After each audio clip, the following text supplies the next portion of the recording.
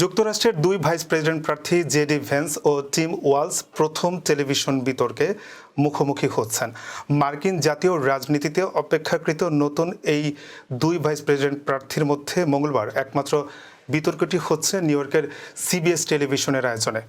গেল সেপ্টেম্বরে কমলা হ্যারিস ও ডোনাল্ড ট্রাম্পের টিভি বিতর্কের পর এবার মুখোমুখি তাদের দুই রানিং মেট ভাইস প্রেসিডেন্ট প্রার্থী।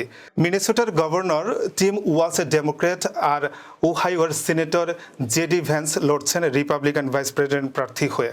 মার্কিন প্রেসিডেন্ট নির্বাচনে এটি শেষ বিতর্ক, তাই কমলা ও ট্রাম্পের দুই রানিং মেটের বিতর্ক দেখতে এখন মুখে আছেন মার্কিন জনগণ। এরই মাঝে নিজেদের মধ্যে তীব্র প্রতিদ্বন্দ্বিতা জমিয়ে তুলেছেন তারা। কথার লড়াইও একে অন্যকে ঘায়েল করছেন। সাবেক প্রেসিডেন্ট ডোনাল্ড ট্রাম্পের সুরেই ডেমোক্র্যাটদের আক্রমণ করে চলেছেন 40 বছর বয়সী ভেন্স।